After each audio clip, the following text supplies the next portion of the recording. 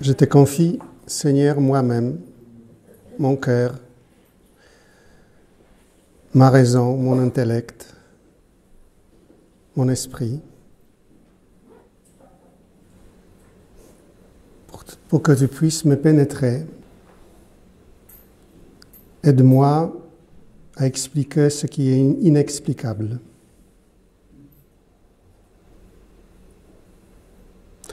Donne-moi aussi cette capacité de présenter toi-même aux autres.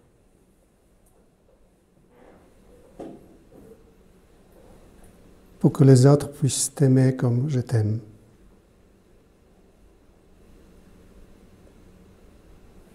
Toi qui vis et règnes pour le siècle des siècles. On commence par Freud. D'accord? On commence par Freud, mais de l'examen psychoanalytique de l'individu, il ressort avec une évidence particulière que pour chacun, le Dieu est fait à l'image de son Père.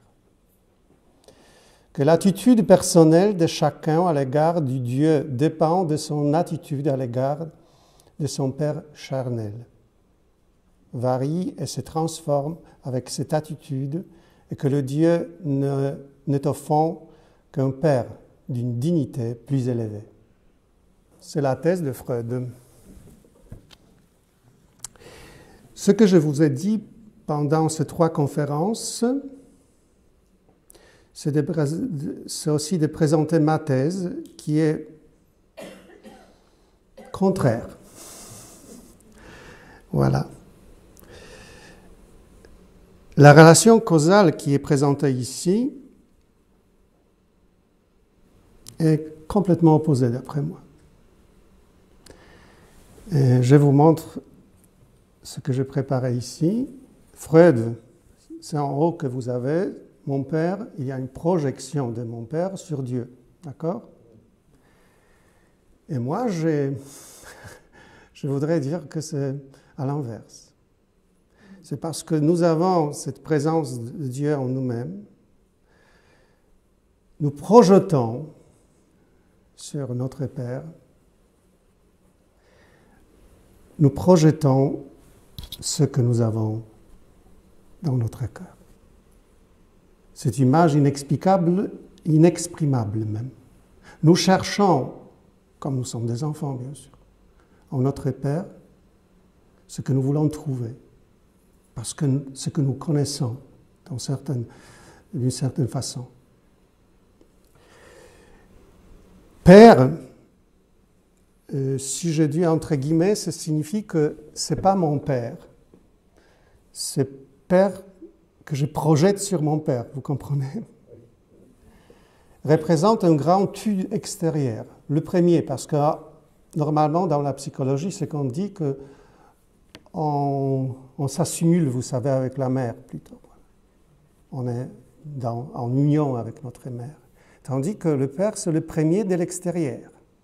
Une personne qui vient, qui se présente, il est vraiment du monde. C'est le premier tu extérieur, vraiment, pour nous. Et il incarne tout ce qui est plus grand, plus fort, plus parfait que moi. Il m'indique ma position de l'enfant.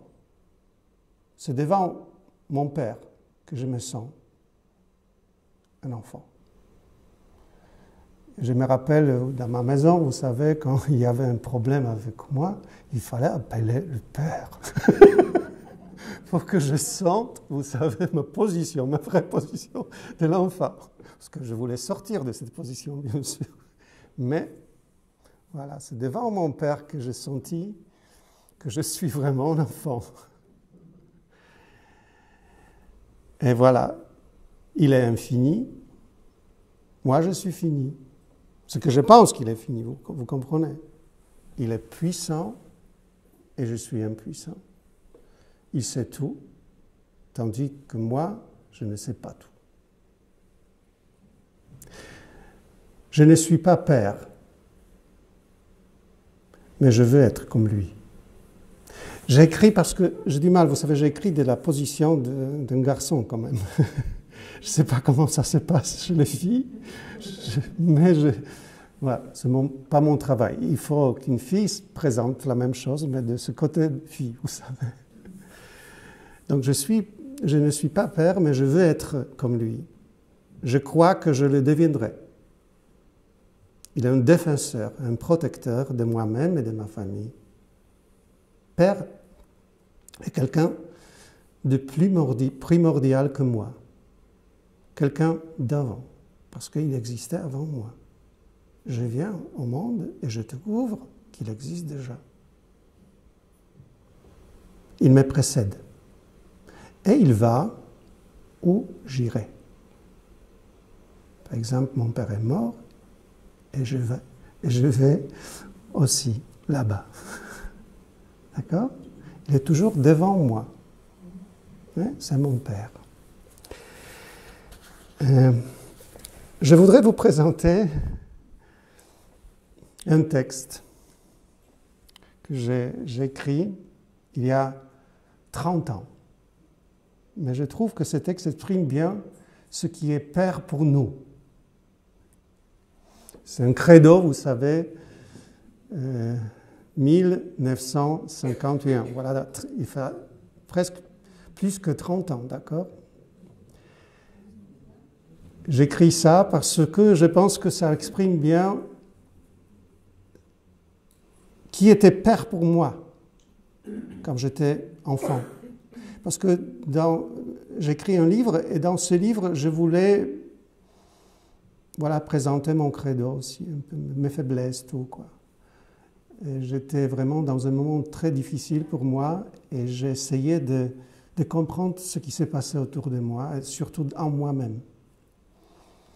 Et je ne voulais pas, à cette époque, dire plus que j'ai senti, vous savez. Ce qui me reste toujours, vous savez. Je voudrais que... Il ne faut pas dire trop. Donc j'ai écrit ça. Je crois en Dieu. Mais je crois d'abord en mon Père, le seul que j'ai vu, mon propre Père, tout-puissant. Je me souviens avoir eu peur du noir et d'un foyer sans père. Le bras d'une femme ne m'était d'aucune utilité, trop nerveux pour de telles craintes. Par conséquent, je crois en l'attente efficace et fiable du Créateur de la terre, des meubles, du pain et de l'argent, du Créateur du carrousel, c'est-à-dire du ciel, le Père qui aime avec un sentiment difficile, car juste, avec amour de chaque punition et jugement sans pitié. J'ai appris à croire au Père comme je crois en moi-même, en son Fils unique, qui tombe et se relève, difficilement mais constamment. Je crois que ce ne devrait pas être par nécessité, mais par l'habitude des genoux. Je peux aussi croire, malgré les distances, au même esprit du Père et du Fils, et à tant d'autres choses comme par exemple au sens de jours successifs et au pardon des péchés, c'est-à-dire à la faute, à la confession et au soulagement, c'est-à-dire à la paix éternelle. Voilà, c'est un petit credo de jeune Christophe, voilà, qui voulait exprimer, parce que à cette époque, j'avais du mal vraiment avec Dieu, vous savez, ce que je voudrais vous dire aujourd'hui. Vraiment, je pensais qu'il n'existe pas même. Donc je cherchais des traces en moi qui pourraient, vous savez, me permettre de croire encore. Donc, d'où vient ce credo? Mais vous voyez dans ce credo qu'il ne s'agit pas de mon père physique.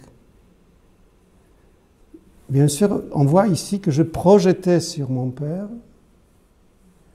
l'idéal de Dieu, ou j'ai pas l'image du Dieu que j'avais dans mon cœur. Je cherchais en lui quelque chose.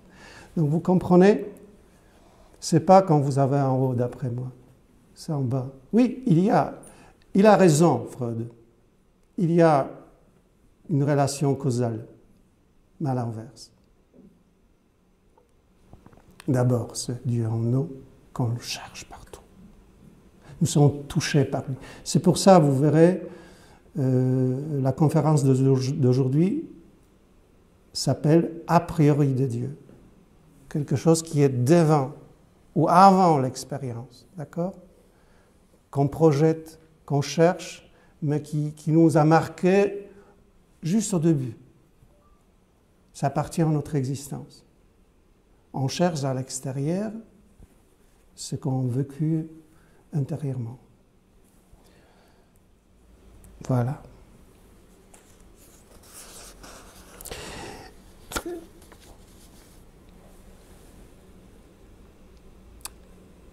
C'est bizarre avec Jésus aussi. Vous savez, comme nous croyons, il n'avait pas son Père terrestre. Mais il est pour nous un modèle de l'homme. Il faut le regarder vraiment. Regardez ce que j'ai préparé. Parce que normalement, on lit ça sans conscience, bien sûr, sans attention. Amen, je vous l'ai dit, nul n'aura quitté à cause de moi, de l'Évangile, une maison, des frères, des sœurs, une mère, un père, des enfants, ou une terre sans qu'ils reçoivent, en ce temps déjà, le centuple. Maison, frères, sœurs, mères, enfants et terre, avec des persécutions, et dans le monde à venir, la vie éternelle. Et dans la liste des choses à perdre, et dans la liste, vous voyez, les personnes à gagner, il y a une grande différence. Voilà. On perd notre Père, mais on ne le gagne pas. Ici. C'est définitif. Tandis qu'on trouve des mères, des sœurs, des frères, mais jamais le Père.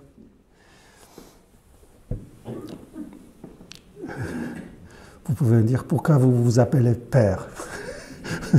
Oui, je ne sais pas, c'est pas ma faute. C'est pas moi qui ai inventé ça. Je m'habitue, mais c'est vrai que c'est pas très correct avec ce qu'on entend ici. Ne donnez à personne sur terre le nom de Père, car vous n'avez qu'un seul Père, celui qui est aux cieux. C'est très important, vous savez, parce que le Père, c'est l'espace où on projette, peut-être pour la première fois, sur l'extérieur, notre désir de Dieu, notre idéal de Dieu, notre idée de Dieu. Donc, c'est très important qu'il ne soit pas remplacé par quelqu'un après, parce que sinon, ça ne se finit jamais. D'accord? Il faut que ça se termine, cette projection. Ça doit servir, vous savez, à nous guider par un moment, pendant un moment. Après, il faut qu'on saute et on ne projette plus sur le ciel cette image que nous avons de notre Père.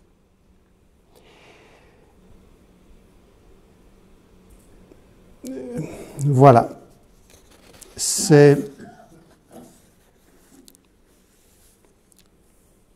Herbert Spencer, on dit en anglais. C'est un philosophe et sociologue, vous savez, anglais, qui a découvert, qui a développé cette thèse qu'à l'origine de la religion, c'est le culte des ancêtres, des pères. D'accord? Et il a écrit « Le chef remarquable par sa force ou sa bravoure, regardé avec crainte et respect pendant sa vie et considéré avec une crainte et un respect encore plus grand après sa mort. Et la propitiation de son âme, l'emportant sur la propitiation des des spectres moins redoutés se transforme en un culte dûment établi. D'accord? Donc d'après lui, voilà, comme Freud, ce respect qu'on a par rapport à notre Père, on projette sur le ciel, et ça, c'est l'origine de notre religion. D'accord? Et moi, je pense que ce n'est pas vrai, ça. Ce n'est pas vrai dans ce sens que ce n'est pas si faible qu'on pense, vous savez, cette projection. C'est très fort. Dans les cultes, par exemple, africains, on trouve aussi la figure, ce qui est intéressant, l'ancêtre des ancêtres, vous savez. Le père de nos pères. Encore un niveau, vous savez, plus haut. C'est un peu comme ça qu'on cherche notre Dieu, mais il faut que notre Père nous montre Dieu.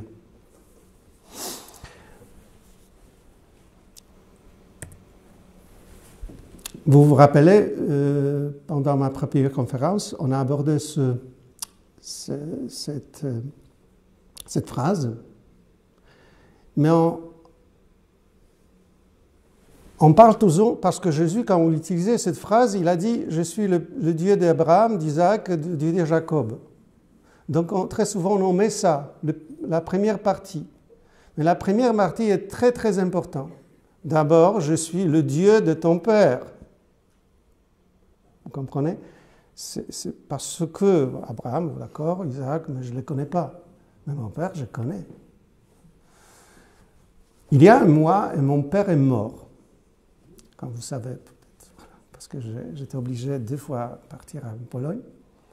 Pour la 2e fois pour enterrer mon père. Et j'ai vécu quelque chose avec mon père. Et ça m'a touché profondément. Je n'avais pas une relation avec mon père dans ma vie. Une fois, on a parlé, sincèrement, ouvertement, il y a 2 ans. Donc, non. On peut dire que mon père était absent dans ma vie un peu. Même s'il vivait avec nous, c'est ma mère qui gérait tout.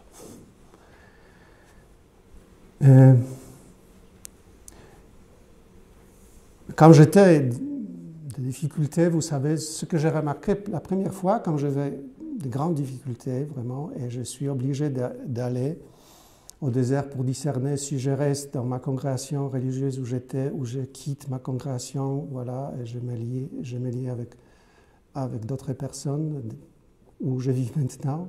C'était très, très, très dur pour moi. J'ai passé 9 mois là-bas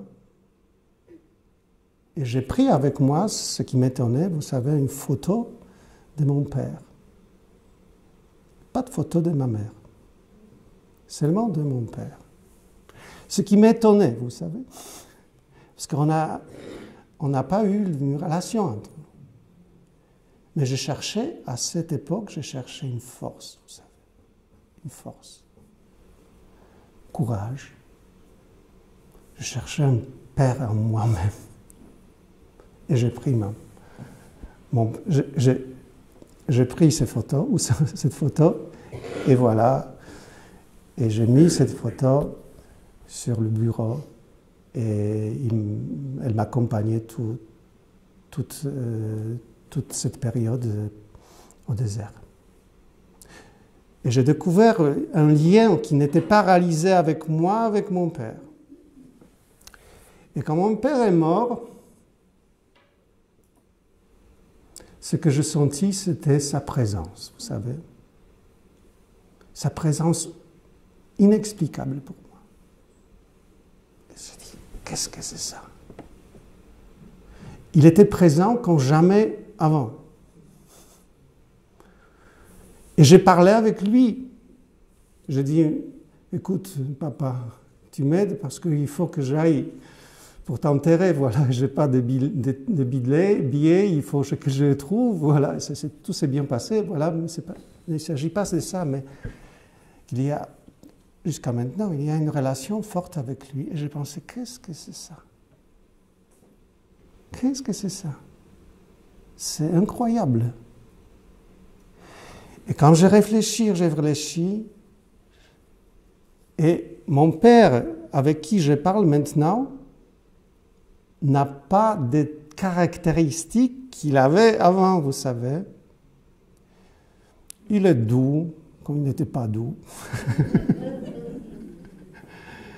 Il est ouvert, il m'écoute, il s'intéresse à moi, il m'accompagne. Je dis, ça peut être vrai ou non, je ne sais pas, vous savez, ce que je sens, je vous dis. Je n'ai aucune preuve pour ça. Mais ça m'étonne. Ma mère, vous savez, s'éloignait de moi parce qu'elle voit que vraiment je suis avec mon père maintenant. Et ça m'étonne vraiment parce que c'est une relation, pour la première fois, j'ai eu cette relation avec mon père. Et j'ai toujours. Et j'ai dit, ah, c'est ça l'origine de la religion. C'est pas une seule projection, vous savez, c'est pas mécanique comme on pense, vous savez. Il y a quelque chose qu'on sent après la mort, une présence qu'on sent.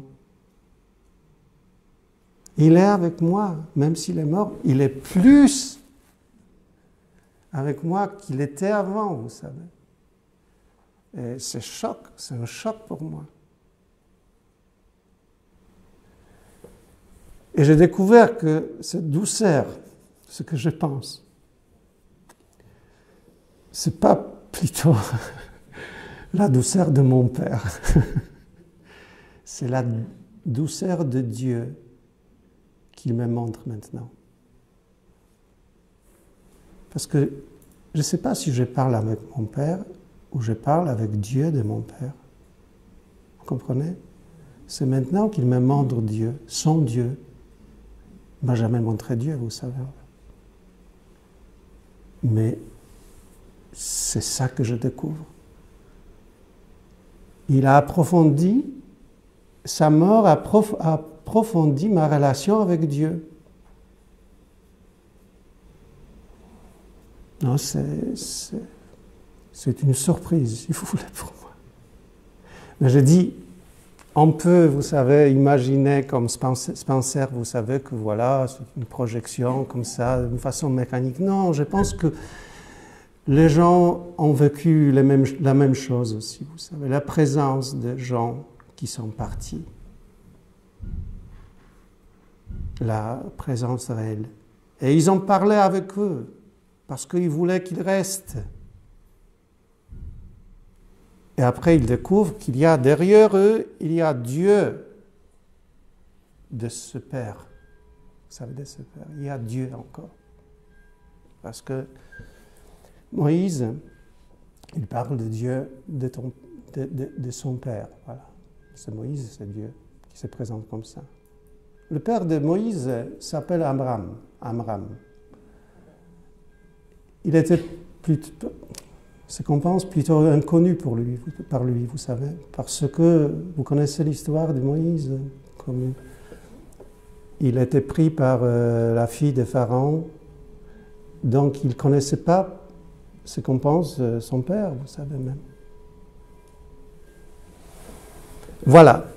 Donc ce que je vous dis, que je découvre que mon père représentait un Dieu pour moi, quand j'étais enfant, et maintenant aussi. Pas parce qu'il me montre Dieu. Et c'est la même chose si je parle avec mon papa ou je parle avec mon papa. Et maintenant, ça se unit. Et vous savez, je n'ai pas deux adresses. D'accord? Deux papas. J'ai un seul papa. Et c'est OK.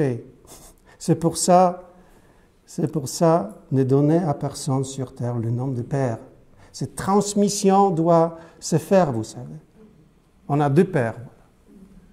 Et il faut qu'on ait un seul Père. Et la mort, c'est une occasion aussi. Voilà. Je suis. C'est notre nom que Dieu nous dit. Moïse répondit à Dieu, « J'irai donc trouver les fils d'Israël et je leur dirai, « Le Dieu de vos pères m'a envoyé vers vous. » Ils vont me demander quel est son nom. Vous vous rappelez, je dis, qu'est-ce qui se passe avec ton nom plutôt? Voilà, il faut comprendre. Que leur répondrai-je? Dieu dit à Moïse, « Je suis qui je suis. Tu parleras ainsi aux fils d'Israël, celui qui m'a envoyé vers vous, ce je suis. » Pourquoi j'ai sorti ça encore? C'est bizarre. Vous voyez que cette présentation de Dieu, c'est vraiment paradigmatique, vous savez. Ça montre beaucoup. Je suis. Dieu se présente à Moïse comme je suis.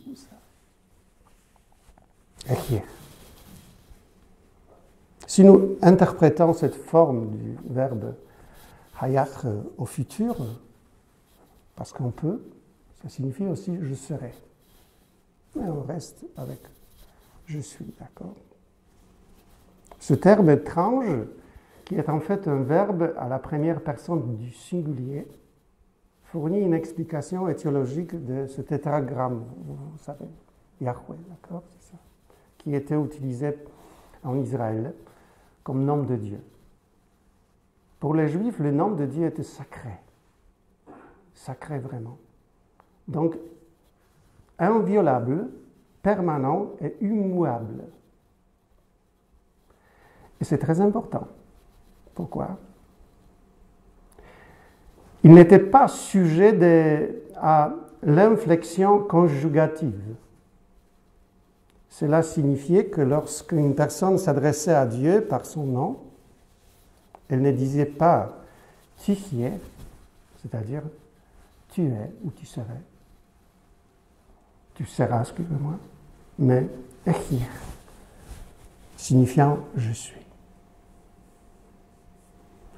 Vous voyez? Quelque chose de bizarre. Je dis à mon Dieu, pas tu es, je dis je suis. Qu'est-ce que je dis? Je suis à mon Dieu. C'est un hasard ou non?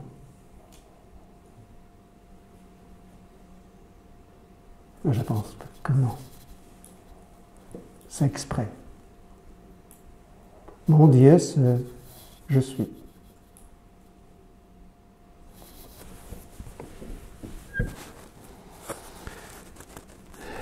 Il y a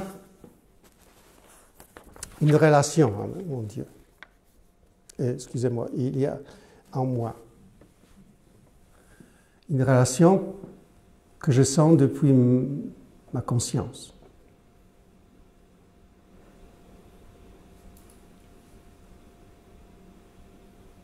Je peux dire que j'ai pas cette relation. Je suis cette relation. Parce que ça appartient à mon être. C'est pas l'extérieur.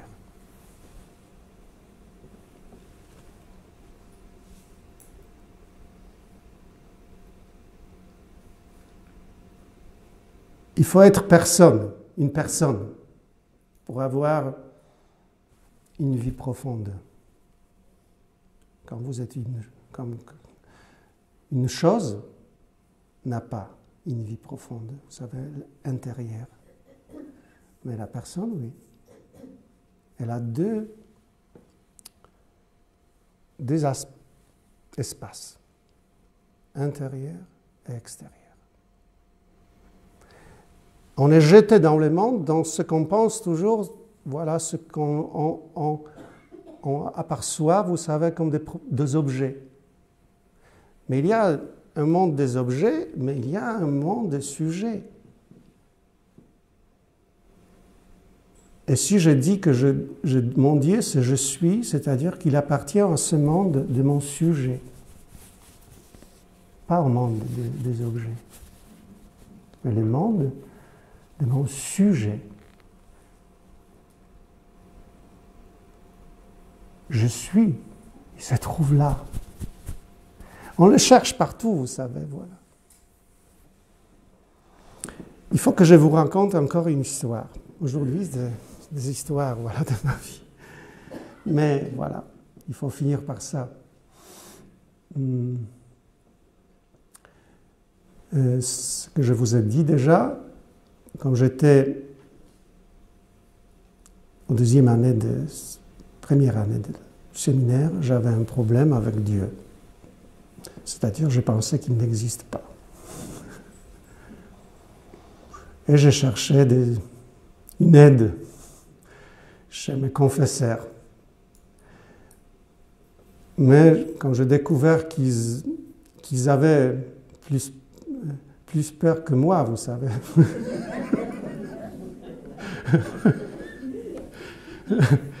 J'ai dit, qu'est-ce que je peux faire? Je cherchais. Et voilà, j'ai trouvé un père, si vous voulez, parce que c'était un religieux, Carme, qui m'a accueilli. J'ai parlé avec lui. C'était une confession, mais c'était ma confession, donc je peux vous dire.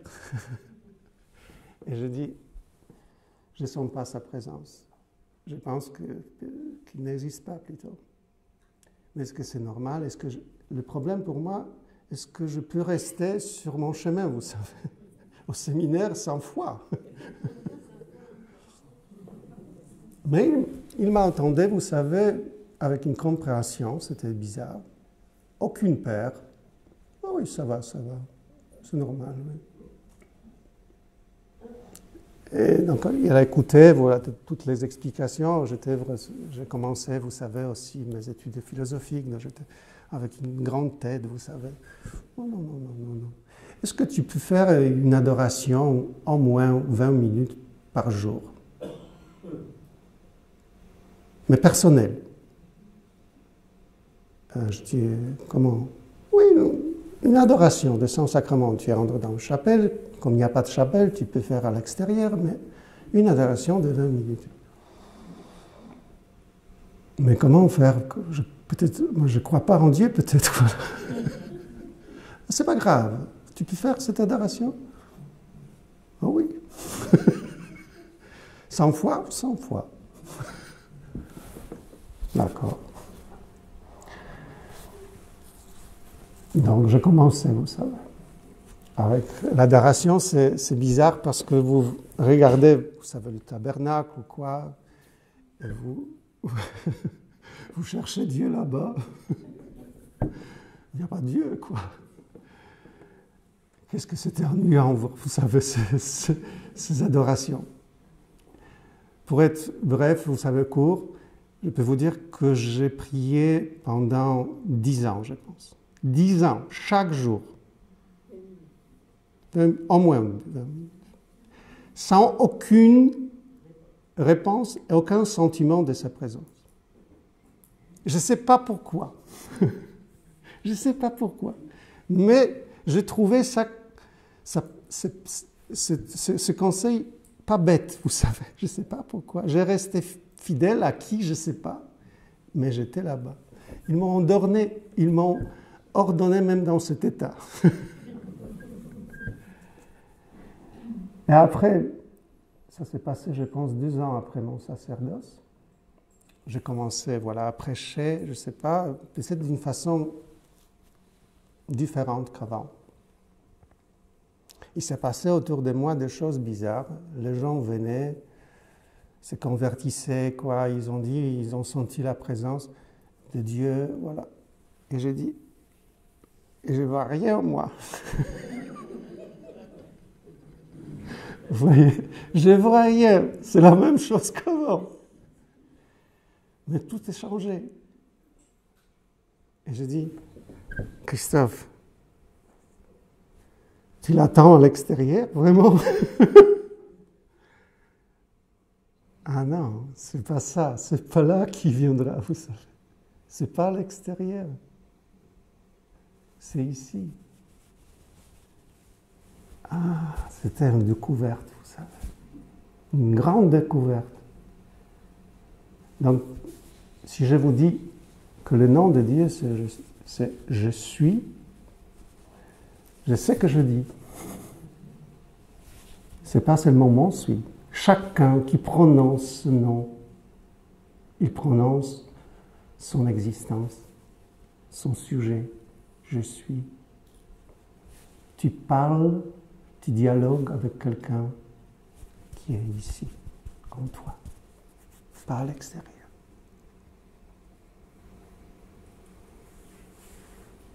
Et il ne viendra jamais de l'extérieur. Il y a un monde des sujets, il y a un monde des objets. D'accord? Donc regardez, dans le monde des sujets, il y a c'est l'être, mon être, ce que je suis. D'accord? Par contre, le monde des objets, c'est ce que j'ai. Je possède. Ce que je vais perdre aussi. Parce que je pense qu'on va perdre tout ça qui est à droite. Mais dans le monde des sujets, il y a un espace immense. Parce qu'on pense qu'on est nous-mêmes. Et c'est tout, vous savez. Non. Il y a un monde là-bas. Là-bas se trouvent des personnes qu'on aime, qui restent dans notre cœur, qui nous ont marqués, et ils gardent toujours leur présence en nous. Pas toutes les personnes. Il faut rencontrer quelqu'un pour que cette personne entre en toi. Et elle reste, même s'il est morte. Et il y a aussi, donc il y a pas seulement je subjectif, mais il y a de tu subjectif qui sont vivants en moi. Vous vous rappelez, pour vous dire, quand Jésus répond, c'est génial, lui. Comme il parle avec les Sadducéens. Et il présente un cas, vous savez, difficile. Voilà, un homme qui avait une femme qui avait 7 maris. Et voilà, donc pour lui dire, c'est impossible d'être ressuscité. Mais qu'est-ce qu'il a dit? Dieu se présente comme Dieu d'Abraham, Isaac et de Jacob. Et Dieu est Dieu de vivants, pas de morts. Parce que en moi, je porte toutes ces personnes. Même si ces personnes sont infidèles, même s'ils ont nié notre rencontre, elles sont toujours en moi. Je ne répète pas toutes les personnes. Mais ces personnes que j'ai rencontrées. Et encore, au fond, c'est pour ça que j'ai mis ici un grand cercle. Au fond, il y a tu du vin, toi. Toi de toi, si vous voulez. Ma première référence, interlocuteur, voilà, avec qui je dialogue toujours. Je ne sais pas si vous avez ce sentiment, mais je parle avec lui depuis ma conscience, si vous voulez. Je ne sais pas qui est. Je le connais de mieux en mieux, voilà. Mais il y a un tu en moi, et ça se passe sans mots. Je sens sa présence, et voilà, on vit ensemble. Mais si je cherche un mot pour lui, ça peut être père aussi, parce qu'il est avant moi. Voilà. Donc vous voyez, il y a du contenu dans je suis, dans mon être, dans mon sujet. Et il y a une sortie vers les objets qu'on fait. On peut, vous savez, pour vous dire, voilà, ce qu'on a très souvent, on a des relations pas avec des personnes, c'est-à-dire pas avec des sujets, mais avec je ne peux pas dire des objets parce que les personnes ne sont pas d'objets, mais on ne communique pas cœur par cœur, vous savez. Parce que là où il y a un monde de sujets, comment on sent d'autres personnes? C'est sympathie, empathie, comme tu entres en quelqu'un, vous savez, tu sens comme lui, de sa position. Tu sors de toi-même et tu deviens lui-même. Et c'est facile de garder, par exemple, la moralité, tout, parce que c'est comme toi, comme Jésus a dit, voilà, aime ton prochain comme toi-même. Vous comprenez? C'est comme toi, donc, parce que tu le sens comme toi. Il est vraiment comme toi. Ce n'est pas un devoir devant toi. Tu l'aimes, donc tu le traites comme toi-même. Je ne sais pas si vous avez découvert, mais si vous aimez quelqu'un, vous le traitez comme vous-même. Et ce n'est pas un commandement. C'est naturel, c'est spontané. C'est normal. Vous n'êtes pas plus important que lui. Si vous êtes plus important que lui, ça signifie que c'est pas d'amour. Il n'y a pas d'amour ici. L'amour, comment dire, égalise. Hein? Voilà. Donc c'est un peu ça, vous savez, c'est-à-dire que dans ce monde subjectif, mais si je dis subjectif, j'aime pas ce mot parce qu'en Pologne, vous savez, en polonais, on a 2 mots pour ça. Et vous avez un seul mot. Subjectif, ça signifie aussi subjectif dans ce sens que c'est pas objectif, vous savez, ce moi, c'est mes sentiments, c'est subjectif. Non, c'est pas dans ce sens subjectif, vous comprenez? Ça appartient à mon sujet, d'accord? Ça peut être plus objectif dans ce sens, plus vrai que objectif, mais subjectif. Ce que je cherche toujours, on a parlé de ça, vous vous rappelez? Je subjectif. Et on ne les connaît pas comme Dieu. C'est pas un hasard qu'on ne connaît pas nous-mêmes, on ne connaît pas Dieu. C'est la même chose. Je suis. Ça, c'est son nom.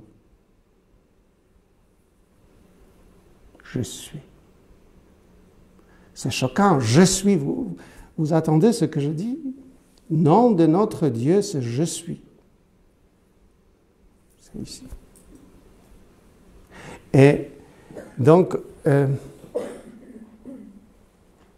il y a une relation en moi, primordiale.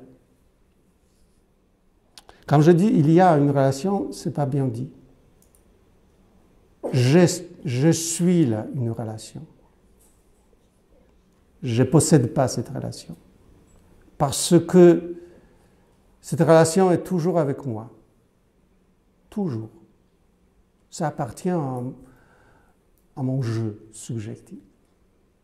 On ne peut pas me séparer de cette relation.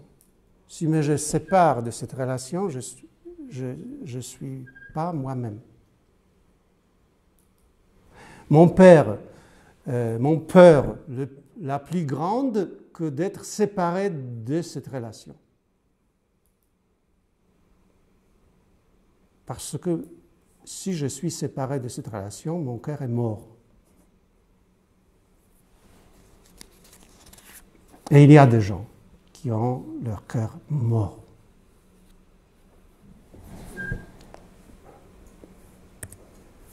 Vous connaissez cette phrase? Pour vous dire que ce n'est pas seulement moi qui ai découvert ça. Il y avait des philosophes avant moi, des théologiens. Mais toi, tu étais plus intime que l'intime de moi-même, et plus élevé que le cime de moi-même. J'écris en latin pour que vous puissiez vous traduire comme vous voulez. Vous comprenez ça? Plus intime que l'intime de moi-même. Il est plus moi-même que moi-même. Il est la source de moi-même.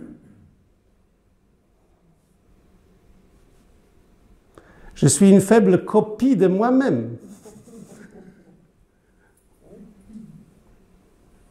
Et pour être moi-même, j'ai besoin d'une inspiration toujours. Et c'est pré-je, ce que j'appelle pré-je. Vous savez, moi je suis je, et ça c'est pré-je. Vous verrez, voilà, peut-être, j'ai ici, oh, regardez. Pré-je, je et non-je. Non-je, c'est le monde des objets.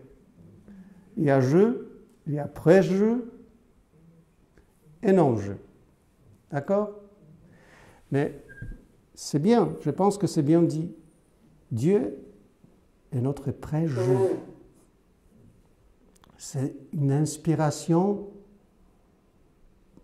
pour être nous-mêmes. C'est là qu'on trouve nous-mêmes parce que c'est l'origine de moi-même. Nous sommes un poème. Un poème. Ce que vous voyez ici, c'est un poème écrit sous l'inspiration des pré-je. S'il n'y avait pas cette inspiration des pré-je, il n'y avait pas ce poème. Il n'y aurait pas ce poème. Je vous ai dit, il y a par exemple Marcard qui a dit l'athéisme c'est ad maiorem dei gloriam. D'accord? Et par exemple, c'est-à-dire, c'est pour, comment ça se traduit? Pour la gloire de Dieu. C'est-à-dire, on nie Dieu à cause de Dieu. Pour garder notre sentiment de Dieu, on peut dire, le premier c'était, vous savez, Nietzsche, peut-être, ou Stendhal, vous savez, qui a dit ça. Parce que j'ai trouvé chez Nietzsche ça, mais il écrit dans son livre Ex Homo, il écrit peut-être suis-je même jaloux de Stendhal. Il m'a enlevé l'une des merveilles plaisanteries datées que j'aurais pu faire. La seule excuse de Dieu, c'est qu'il n'existe pas. Mais c'est génial ça. On nie Dieu à cause de Dieu. Parce que l'image qu'on a de Dieu, il faut nier pour garder ce qu'on sent. Et moi, je comprends toute la philosophie de Nietzsche. Je comprends comme une négation de Dieu comme un objet, comme une image. Et c'est pour ça que j'ai commencé mes conférences par le nom de Dieu. Parce que grâce à ça, vous pouvez éviter de former Dieu dans une notion, vous savez. Tandis que le nom, c'est une simple adresse. Tu appelles quelqu'un, il vient, et c'est tout.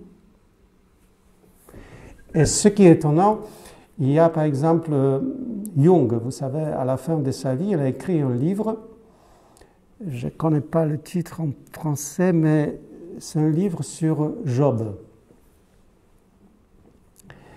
où il montre que Dieu a aussi des côtés mauvais. Vous connaissez un peu le livre de Job, parce que Dieu, là-bas, il n'est pas très bon. Voilà. Et je comprends pourquoi il a dit ça. Parce que comme nous avons cette notion de Dieu qu'il est, vous savez, qu'il est la bonté vraiment, la beauté, la science, tout, vous savez, c'est l'absolu vraiment, mais c'est abstrait complètement. Tandis que ce tu qui vient, tu ne le connais pas. Il est peut-être bon, il est peut-être mauvais, je ne sais pas. Essaye. Il faut une expérience pour ça. Je peux vous dire, mon tu du vin était toujours bon pour moi. Mais pour être exact, pour moi, je dis. Et comme ça, je peux dire parce que ça vient de mon expérience, pas de ma tête, vous savez. Parce que si je dis s'il est bon pour tout le monde, comment je peux savoir ça? ça, ma tête travaille, voilà, je peux dire, mais dès que je forme une notion de Dieu, je m'éloigne de cette expérience. Et je vous dis qu'il faut essayer, voilà. Il faut commencer à prier. Même si vous êtes athée comme moi avant. C'est pas grave ça. C'est la tête. C'est la tête. Et il viendra. Mais pas à l'extérieur peut-être. Il peut vous transformer. Il faut vous changer complètement. C'est comme ça qu'il vient. Et c'est génial qu'il ne veut pas être, vous savez, en dehors de moi. Il ne veut pas être admiré par moi en dehors de moi. C'est génial, non? Qu'est-ce qu'il est bon? Qu'est-ce qu'il est humble?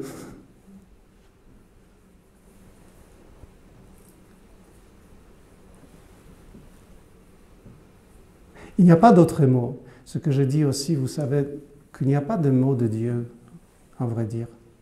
Prenez la Bible. C'est toujours les hommes qui parlent de Dieu, jamais Dieu lui-même. Oui, c'est Dieu dans ce sens que les gens sont inspirés par Dieu. Mais quand même, c'est les hommes toujours, les prophètes. Et ça, c'est aussi un signe de sa bonté. D'accord? Qui ne s'exprime pas lui-même. Il ne veut pas nous écraser, ce que je pense. On s'écrase nous-mêmes, les uns les autres.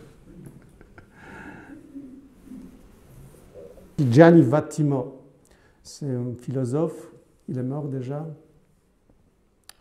catholique, homosexuel, quelqu'un qui était vraiment avec une vie difficile aussi, avec une aventure avec l'Église aussi. Mais c'est lui qui a dit cette phrase que j'aime bien, « Grazie a Dio sono ateo ». Grâce à Dieu, je suis athée. Ah oui, c'est ça, vous savez. Grâce à lui, grâce à Dieu, grâce à ce qu'on porte ici, on est. Et moi, je pense que cette présence de Dieu, parce que comme c'est écrit, vous savez par exemple par saint Amour d'Aquin, on est tous créés par Dieu d'une façon directe.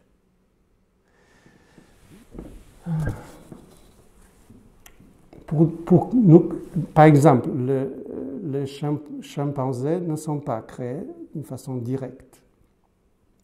Ça signifie que tout ce qui est biologique marche tout seul. Vous comprenez? On n'a pas besoin de Dieu et de son intervention pour nous créer. Et dans ce sens biologique. Ça marche tout seul.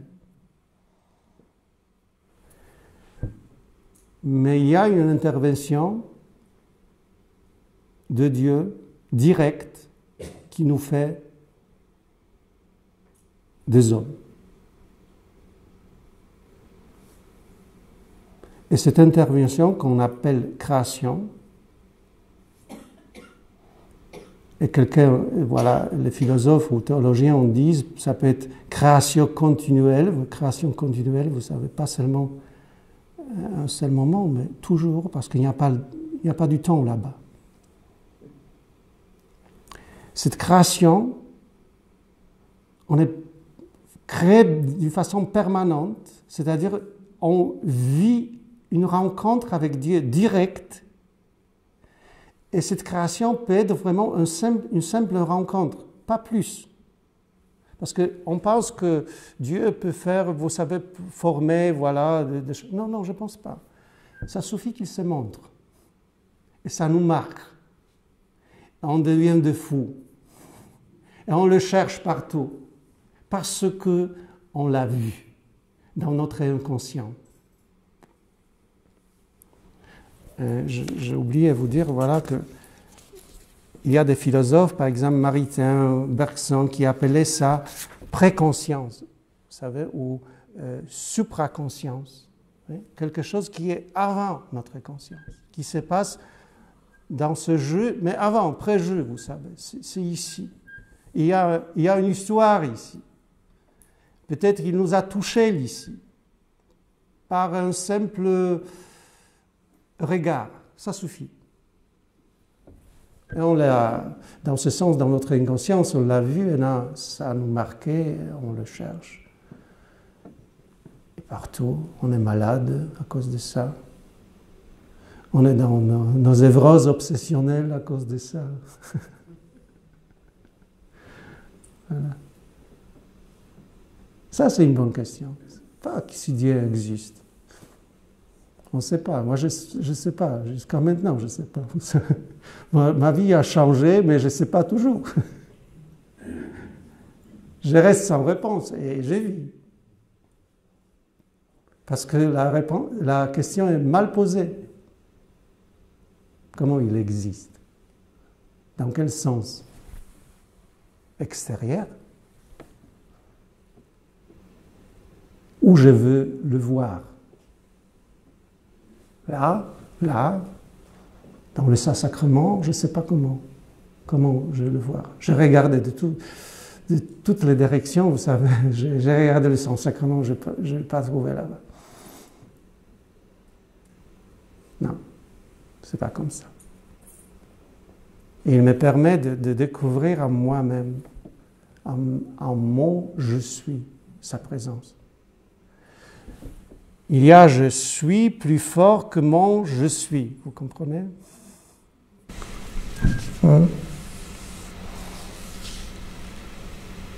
Et ça se passe, voilà, en nous. Il y a une logique dans ça. Je vous présente aujourd'hui Dieu qu'on ne peut pas nier. Parce que tu nies toi-même. Mais il faut l'expérimenter.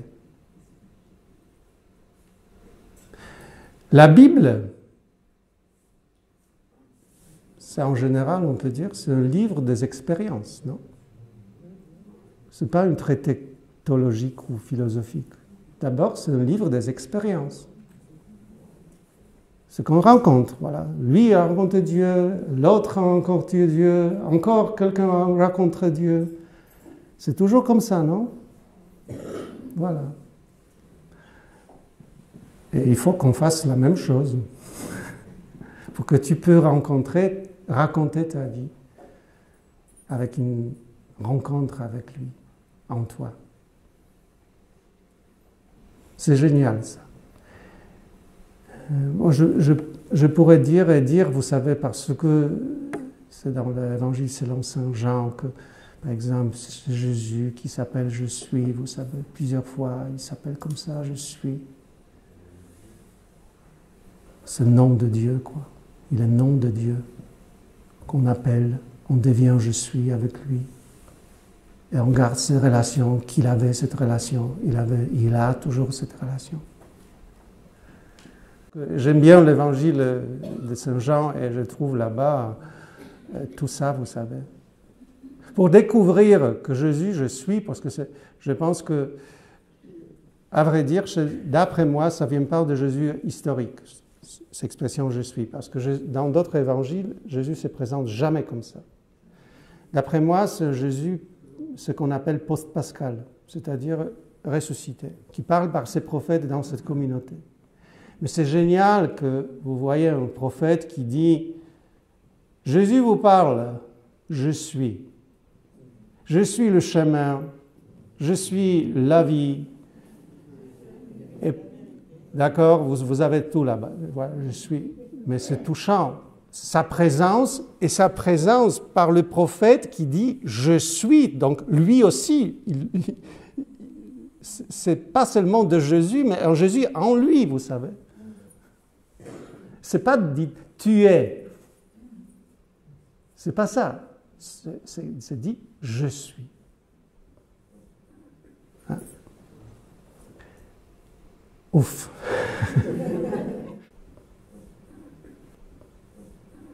Hein? Non, vous savez, parce que j'ai écrit tout ça. Mais je vous dis seulement un tiers, je pense, parce que le reste, c'est trop philosophique. J'ai dit non, ils seront massacrés par toi.